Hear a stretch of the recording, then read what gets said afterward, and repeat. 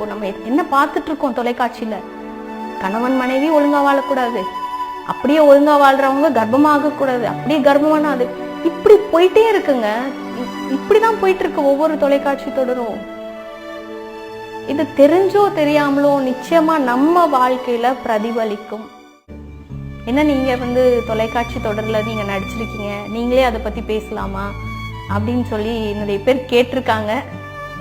ஒரு விஷயம் நம்ம பண்ணிட்டு இருக்கிறது நம்ம சுயநலத்துக்காக பணத்துக்காக நம்ம பண்ணிட்டு இருக்கும் போது அது அடுத்தவங்களுக்கு பாதிப்பை ஏற்படுத்துது, உளவியல் ரீதியாக பாதிப்பு தருது அப்படின்ற போது அந்த தவறை நிறுத்திடணும் அப்படின்றதுல நான் ரொம்ப உறுதியா இருந்தேன்.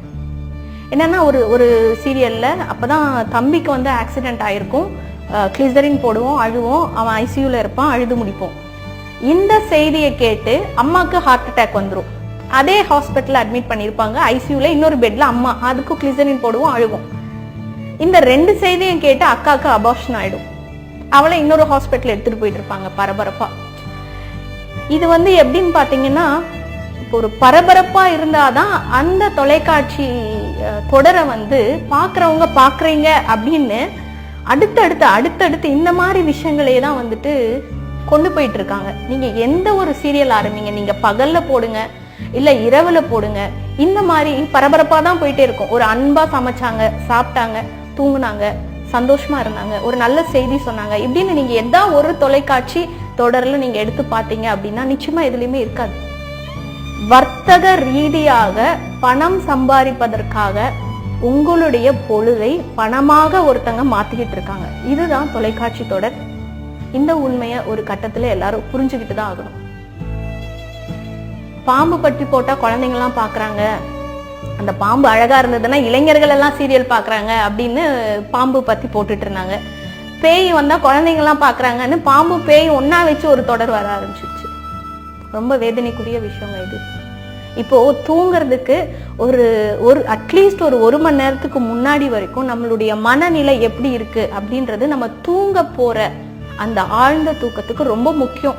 ஏன்னா ஆழ்ந்த தூக்கத்துலதான் நம்மளுடைய ஆரோக்கியம் இருக்கு அப்படின்னு மருத்துவ உண்மைகள் சொல்லும் போது, நம்ம கடைசியா தூங்க போகும்போது பண்ற வேலை என்ன? இந்த சீரியல் முடிஞ்சது, டிவி ஆஃப் பண்ணு, படு.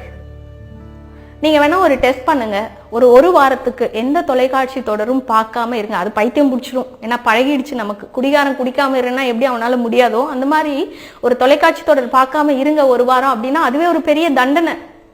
ஆனா அந்த மாதிரி இருந்துட்டு உங்களுக்கு எப்படி இருக்கு உங்க வாழ்க்கை, உங்களுடைய மனநிலை எப்படி மாறுது அப்படின்றத ஒரு தடவை நீங்க டெஸ்ட் பண்ணி பாருங்க.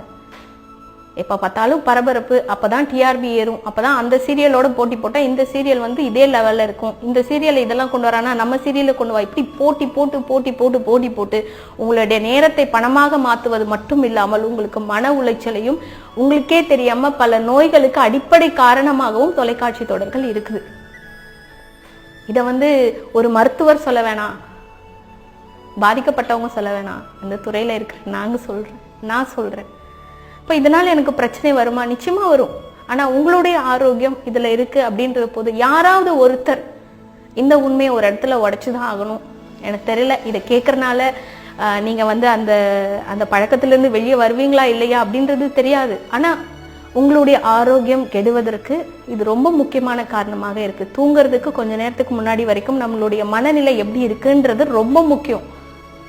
இது இரத்த கொதிப்பு, சர்க்கரை, நீரிழிவு நோய், இந்த மாதிரி பல விஷயங்களுக்கு இது காரணமாக இருக்குது. இது உளவியல் ரீதியாக நிரூபிக்கப்பட்டிருக்குது. இங்க இல்ல, வெளிநாடுகள்ல நிரூபிக்கப்பட்டாச்சு. இன்னும் நம்ம ஊர்ல அந்த அளவுக்கு விழிப்புணர்வு வரல. பாதிப்பு அதிகமாகும் போது கூட நம்ம கண்டுபிடிக்க மாட்டோம். இதனாலதான் நம்ம வீட்டு பெண்களுடைய ஆரோக்கியம் கெட்டுட்டு இருக்கு அப்படின்றது நம்ம கண்டுபிடிக்க போறது இல்லை. ஸோ புரிஞ்சுக்கலாம், கட்டாயமா பார்க்கலாம். பட் ஒரு லிமிட்.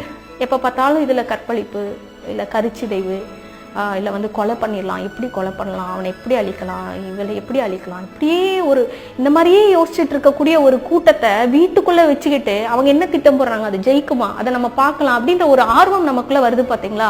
பெரிய மனநோய் அது. உண்மையாலுமே ஒரு மனநோய். ஒருத்தர் அழியறத நின்று வேடிக்கை பார்க்கறது, அது தொலைக்காட்சியா இருந்தாலும் சரி, சினிமாவா இருந்தாலும் சரி, சமூகத்துல நம்ம கண்ணு முன்னாடி நடந்தாலும் சரி, அதை நின்று வேடிக்கை பார்க்கிற நம்ம உண்மை அது நாடகமாக இருக்கலாம், அது நடிப்பா இருக்கலாம். அதை வேடிக்கை பார்த்துட்டு இருக்கிற நம்ம உண்மை, அது நமக்குள்ள ஏற்படுத்தக்கூடிய பாதிப்புகள் உண்மையா நமக்கு நடக்க போறது.